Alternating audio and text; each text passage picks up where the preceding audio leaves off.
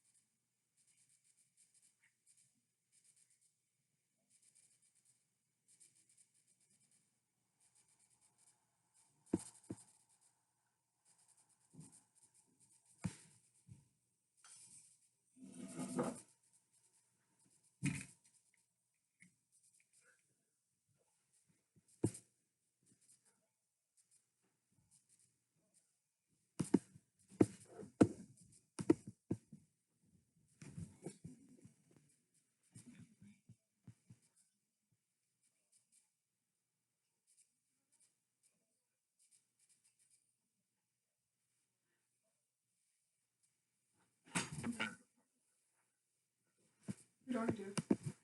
The video. I'm taking a video of myself watching a video Why? for education class. It's not very formal, but Why are you taking a video of you watching a video?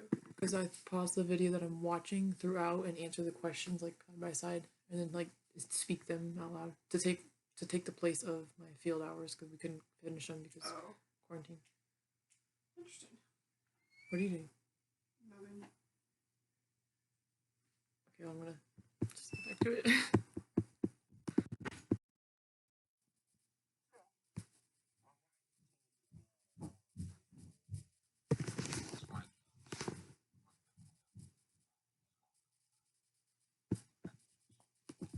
It seems like Kendall's parents, his dad like admires him a lot and like supports him more, and is like more like there for him like as a friend kind of instead of like as an authoritative figure because he seems like he knows that he's going through a lot and he has a lot on his plate that he's juggling, and he respects him a lot for that. So he tries to be there like to support him. And it seems like his mom is more like hard on him and like the authoritative figure, and like she's very hard on him and like has higher expectations.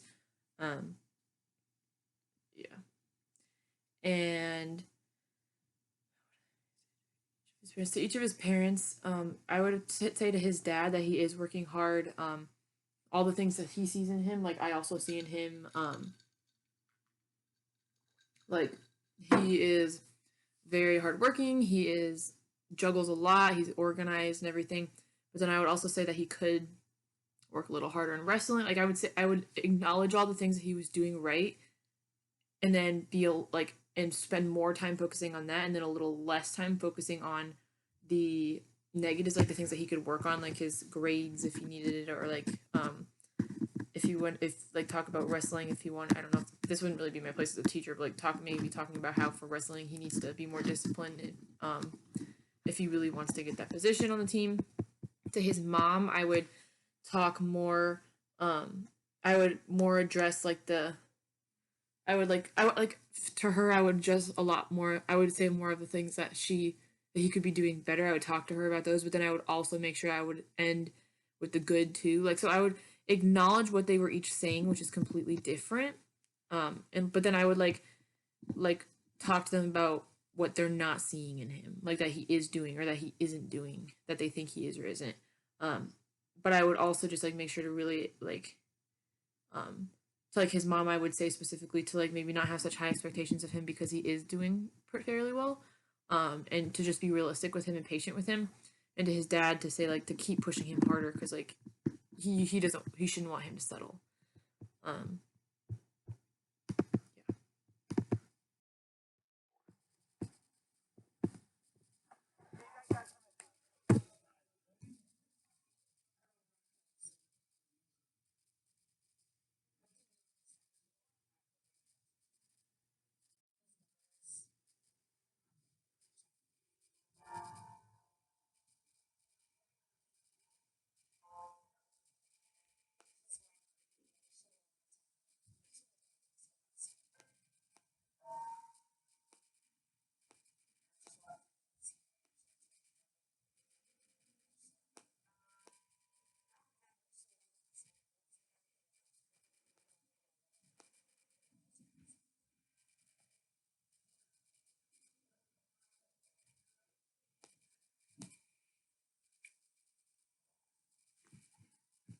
So I guess his parents like got or like not ownership. They got like custody of him because they're actually his great aunt and uncle, and her niece, like the lady, his mom, his illegal mom, his mom, her niece. It's Kendall is her niece's son.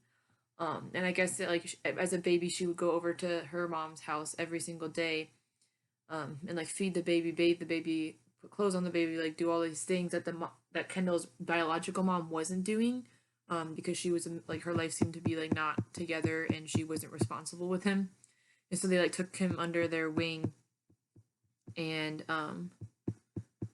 just like completely like adopted him, took him under their wing and like raised him.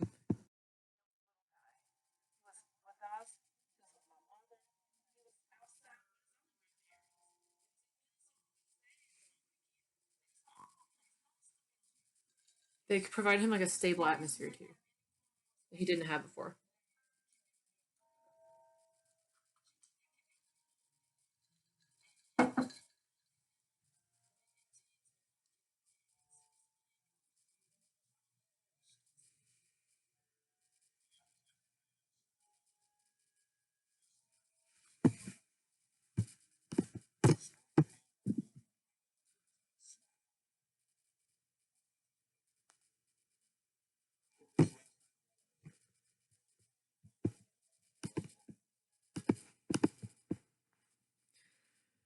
What?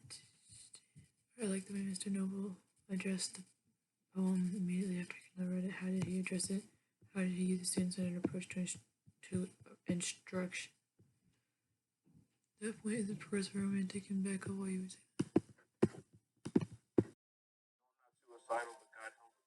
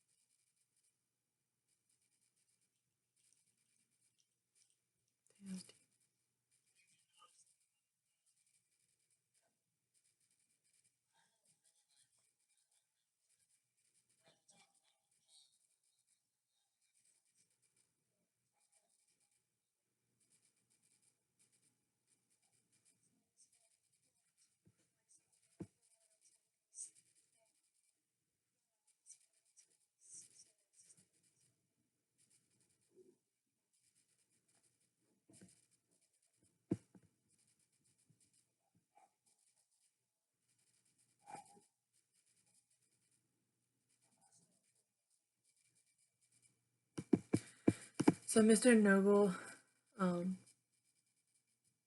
I like the way he addressed it too. He addressed it by like asking if anybody had any thoughts, questions, anything about his poem, and a couple students raised their hands, and it was super deep, and so he didn't like sit there and be like, "Oh, I'm so sorry," or like baby him, and he also didn't sit there and just ignore it. Like he was very like neutral about it, which I think Kendall really needs in his life, like something steady like that.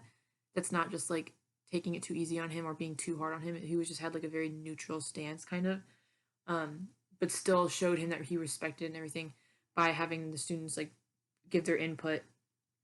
He used a student center approach to to instruction at that point because by having the students like he didn't really guide anything. It was them guiding the discussion. Them like he was kind of like he called on the students, but like it was all the students that were putting the input in that discussion, and giving him feedback. So it was like a peer feedback kind of thing instead of him just like sitting there saying you can do this better, this is good, or whatever he's wanted to say. Um, I think it was romantic because not progressive because he again the students he didn't really give he didn't give instructions. He just said, "Does anyone have thoughts?" He didn't give any instructions. He all he did was call on the students so nobody was talking over each other, and it was all up to them to answer the question and like give each other feedback. It was there was no instructions or anything. It was just here you go, do something, and then they just had to figure out whatever they wanted to say and why and everything.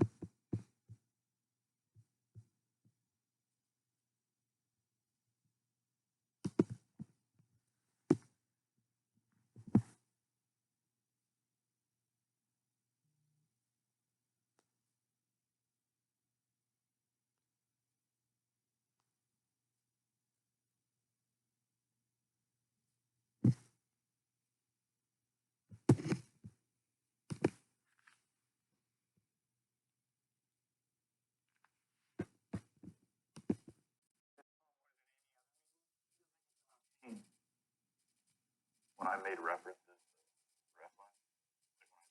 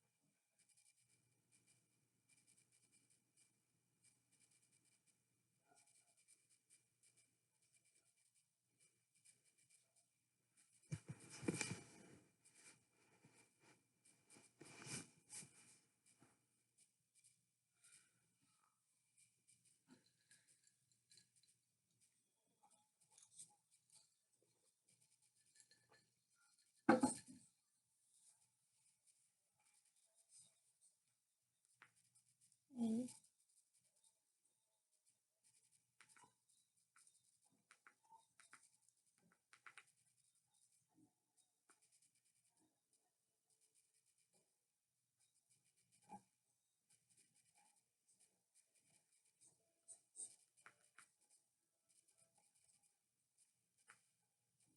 So cute.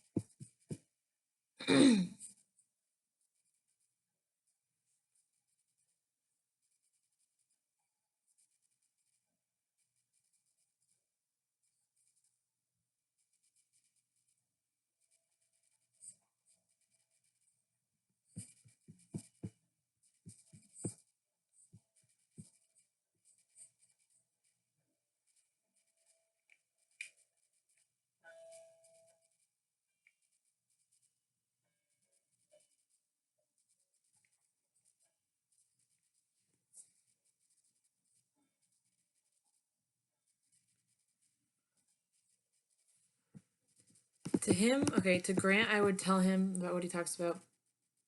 I would say just take the risk because if you sit there and wait long enough, like too long, then it's just gonna like the longer you wait, the longer you let it build up in your head, the more it's gonna turn into an issue that it doesn't have to be.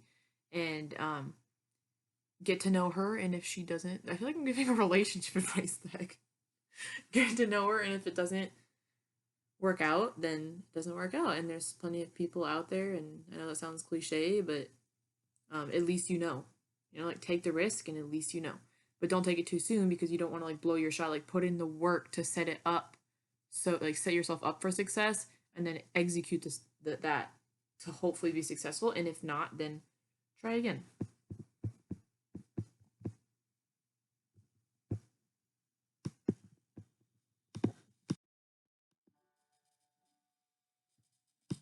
so. I just have to hope for the best and just be myself.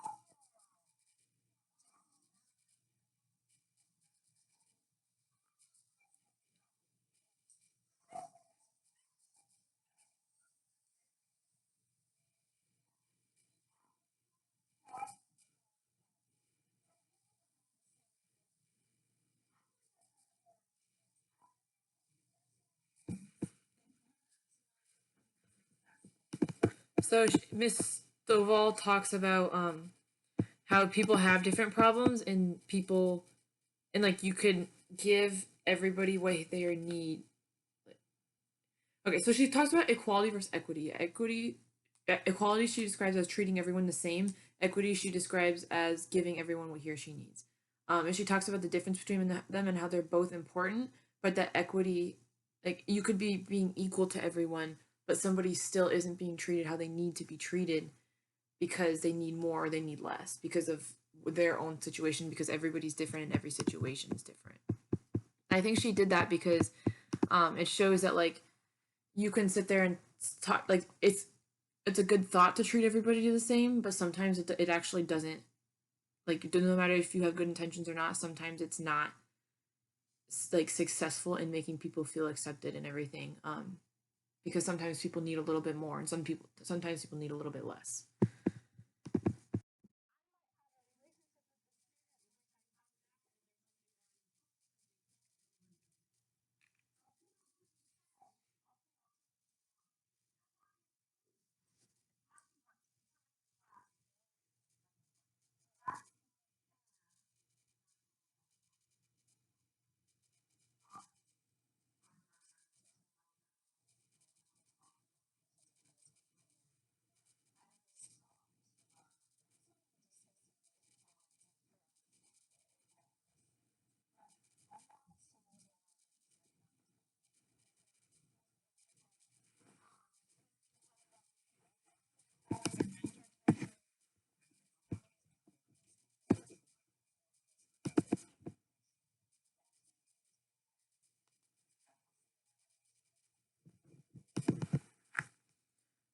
Okay, so what did she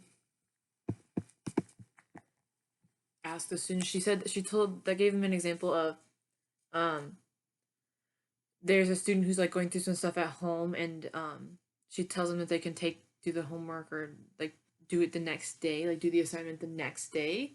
Um Instead of that day when everybody else is supposed to be doing it and when everybody else is doing it. And she asked them if that would be equal. I would have said yes, and the class seemed to all agree on yes. Um, but I would have said yes as well for whatever grade level you teach. For kindergarten, my thoughts on accepting late homework. I think that it's just kind of the same thing. Like it's a very situational thing, so I can't just be like, oh, I will accept it or no, I won't. Like I think that I'm going to be pretty strict on it, but if students don't have a reason, and I think most teachers are like that. But if there's a student who's like in the hospital or whose parents are getting divorced and they can't sit down and do the homework with their kid because they're seeing the lawyer every night or like if there's things going on like that in a kid's life, especially at a kindergarten level, like that kid is too young to be able to just take full ownership of their homework and responsibility for their homework. And that's why it's so important for parents to have a role in that student's life, in the students, in their children's lives, and especially as students, because they have to teach them that responsibility. You can't just hand a whole assignment to a kindergartner and be like, do this all the time, because sometimes they need the guidance. A lot of times they need guidance on pretty much any assignment, honestly. Um, and so I would be I think I would be strict about it, like in that like I would just have I would have deadlines when things are due and everything, but that I also if there's something going on like if a parent came to me and asked for more time, then like I would say yes. Like so I guess I wouldn't be that strict on it. Like I would have my rules, but like I would not be opposed to making exceptions at all, because I think especially at a kindergarten level, if the parents really can't, I feel like it's almost up to the parents if they're able to do the homework at the time with the student, not if the student is able to do the homework as much as the parents are they able to help at the time, because it's again it's such a young grade level. Um, the positives of accepting late work would be that just like they the students could be more successful like with academically. Um, they can so I would say more success academically for the students because they can still get those grades in instead of just getting zeros, or not getting a grade for that assignment. And then also building like that trust, if at my grade level at least, like building that trust with the parents, because again parents are huge in the role of the school life of a kindergartner. So building that trust with the parents, that's not just like, because like it's a two-way thing. Like they're putting in their work and I'm putting in my work, and if they're putting in all this work to try to get their kid help their kid with their homework all the time, and I'm not willing to accept it a day late if grandma dies or if the kid is having a fever or whatever it may be and isn't feeling well to do it, if the parent comes to me and I just never give them that slack, then how am I supposed to have any of their trust? So I would say academic success and like that trust between me and the parents, and then the students as well. But again, the students aren't really necessarily old enough to understand that very well in kindergarten. The negatives would be that if I give in to something, then like if other students have situations and I don't give in for that one, it could cause controversy. And that I would just have to be like the judge of every situation, which can get again controversial. So I would say the controversy would be a negative, or the potential like room for controversy, and the just the what was the other one? Shoot. Oh, and then this is a small one, but like then like you might have a student behind, and that can be negative like for the student, for you grading wise, lesson plan wise. It just the student being behind. Equity strand is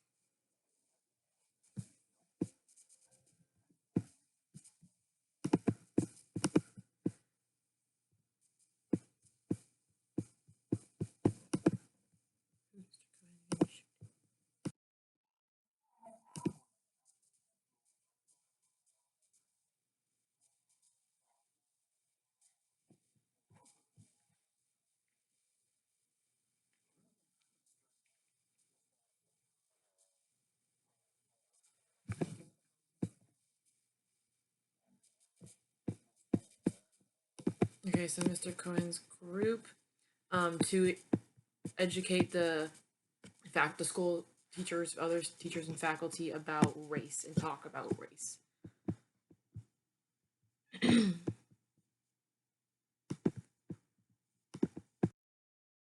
future curriculum really hasn't decided yet that it wants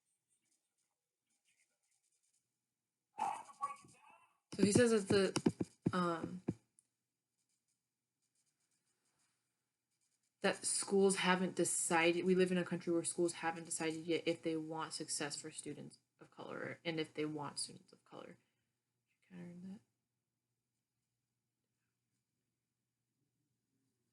So I would counter that by saying, because of how I'm preparing myself, by saying that I do appreciate that, as like surface level as it sounds, like I do appreciate color, I do appreciate diversity, I do appreciate every student, um, no matter what kind of person they are on the outside, um, and that I have like that I want to work in a bilingual school because of that. And that I'm going to educate my students on the same thing that I've always been taught, is that like everybody's equal. Um, to make sure that doesn't happen in my classroom again, like I will educate my students on like how everybody is a person, everybody's a human being, we're one human race, we're not a bunch of different smaller ones. Like we are technically, but that doesn't matter because we are all belong to the human race. And I would put things in my classroom like pictures of different students, like from different backgrounds on the walls. I would do like a student of the week and like highlight their culture, their background. I would just stuff like that. Like also like putting like different languages, like hello in different languages all over the classroom so the students can read it.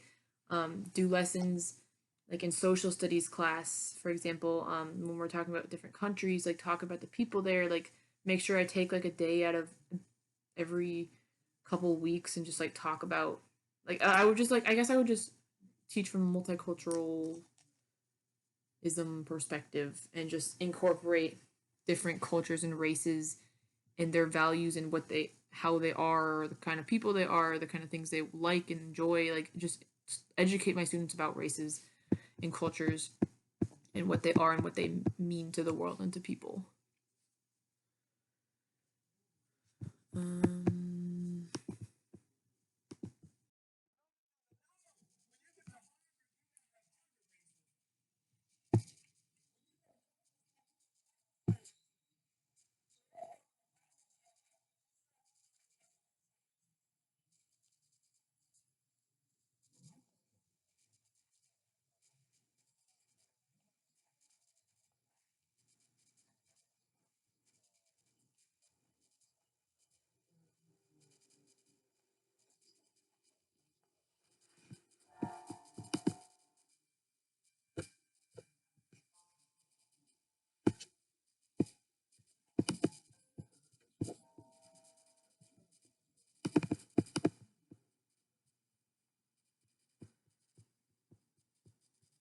um, just all the racial disparities, and that the white liberal people or like teachers specifically, I think he was talking about in this case, they only are interested in like these issues as far as they can be without it like affecting them or anything. Have we seen proof? Yes, because like the whole Black Lives Matter assembly, like um the superintendent, for example, was like super urgent about that because it did affect him, or because it didn't have cause him to do any major work or change or anything, and it made him look good.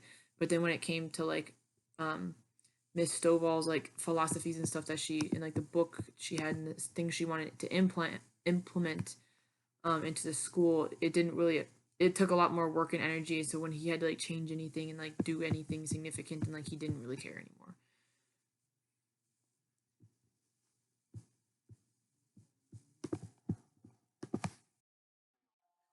and I'm part of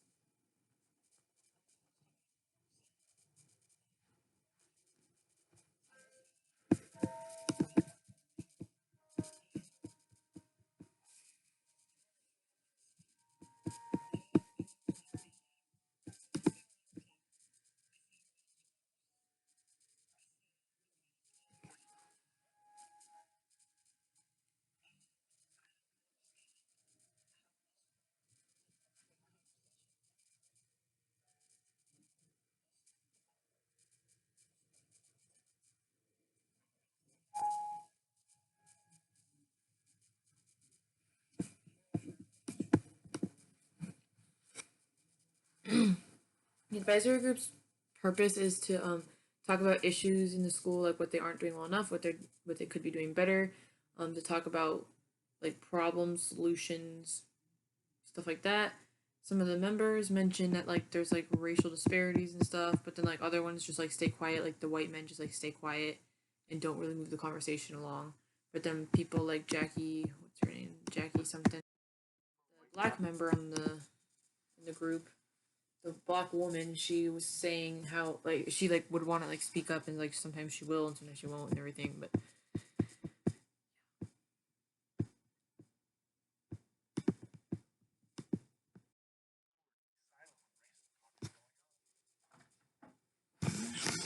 Transformational plan has not been touched.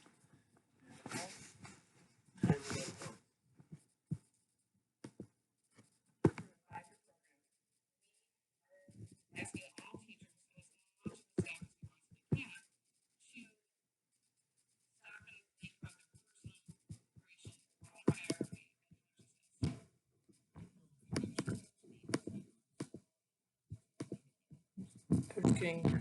I'm gonna re-answer that question because I was thought we were talking about the school board, not the advisory. I thought that was the advisory.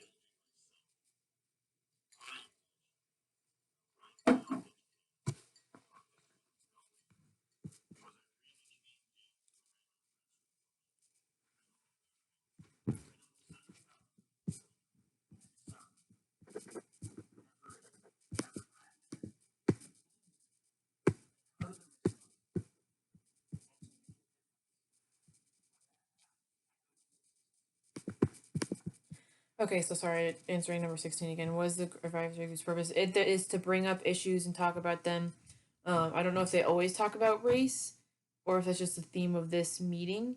I'm sure it's a big thing though in the advisory group meetings if it's not just a group to talk about race and issues with race because um, cause I'm sure even if it's not just meant for that, I'm sure it has a lot to do with that because there's such a biracial school.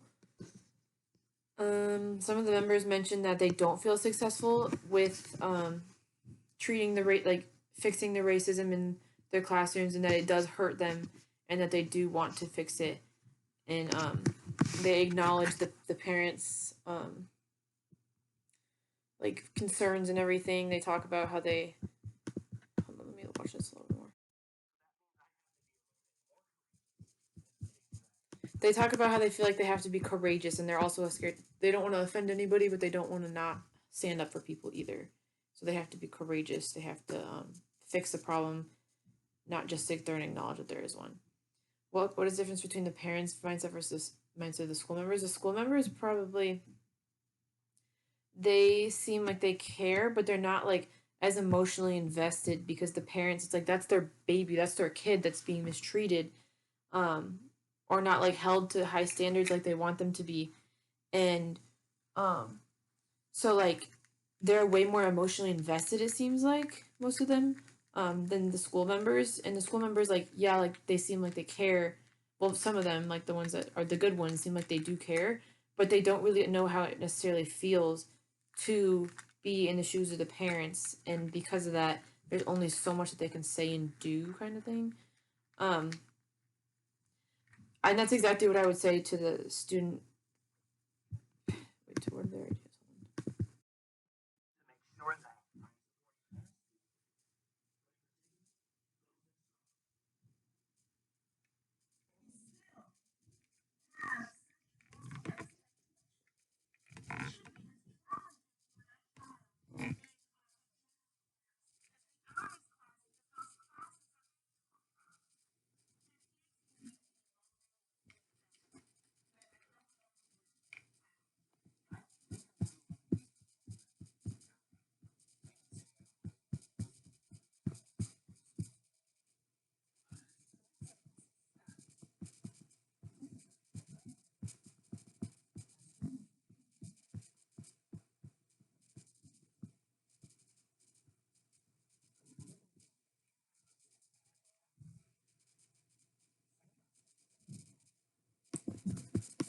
Wow, that's superintendent's in the butt face. But what I would say is response to their ideas, I would just say that like I would acknowledge them and I would thank them for them and say how appreciative I am of them, and that I will I'll tell them that I will think about them and consider them and see how it would work if we implemented them or if we attempted to, and like look at like the pros and the cons and then decide what was best for the school. Um, to the school members' response to their ideas, I would say like the same. I do the exact same thing. Um, yeah, just do the same thing. Like acknowledge them, say like tell them that you can't make a decision at that moment because you have to talk about it with other people and figure out what's best for the school. But that you are hoping that you are working towards what's best for the school, and hopefully, especially the stupid superintendent, hopefully they are actually working for success for the school.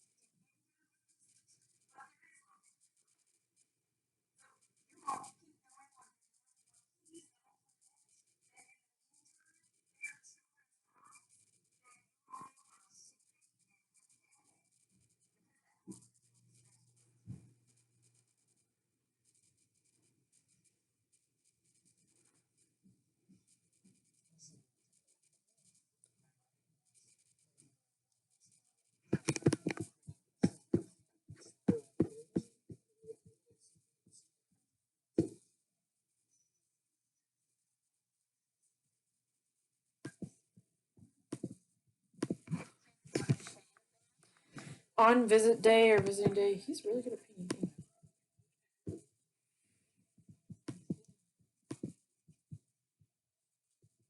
On visit day, Terrence's mom goes into the classroom, watches him paint, like observes, like talks to him, engages with him, um, talks to the teachers.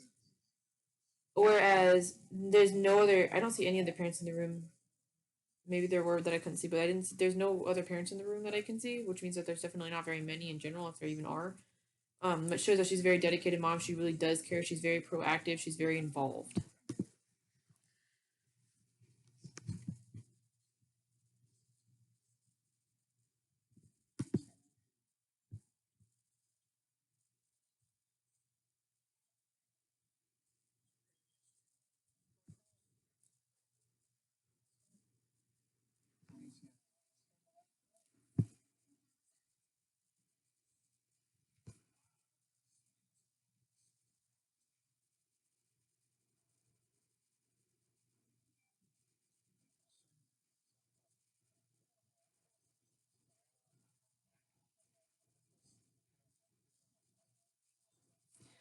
He said that the past teachers, Terrence's previous teachers recommended him for a lower track than the one he is in, like lower classes than he's in right now. Um, how is that connected to the self fulfilling prophecy mentioned in chapter 6? Like, because they're putting that into his head and his mom's head, then they're going to start to lower their standards and expectations of him, which means that he's not going to do as well as he could. Like, and obviously, it's like depends on the class, depends. It's hard to tell like his success or not lack of success in these classrooms from the video, but like if they're putting into his head that he's not that he is should not be in that class and he doesn't belong there, he's going to start to think like that, and that's going to start to affect his performance negatively. Same thing with his mom. If they're putting that in her head all the time, she's either going to start to like overcompensate for that and like make him feel like he's not doing enough because she's frustrated that they're saying stuff like that and she wants him to, or she's going to start to take it too easy on him, like easier on him, and he's not going to perform as well because he doesn't have that push, that drive, because that's what he's being told. That's what his mom's like being told. For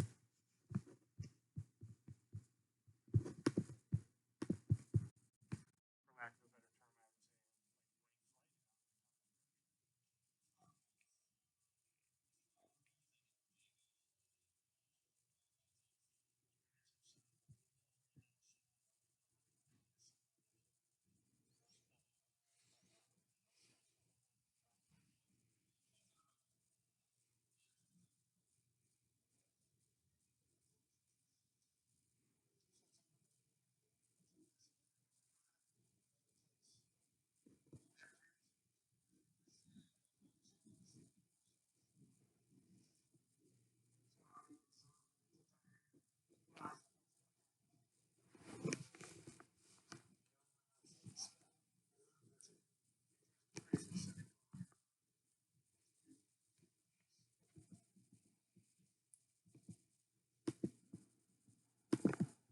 He said that the college prep.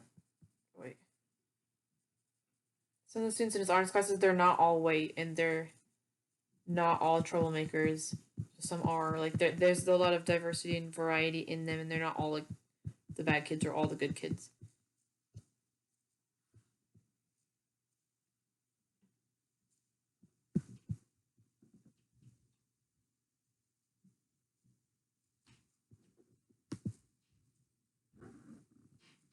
I'm going to stop and start doing another take for video, or starting at question 21.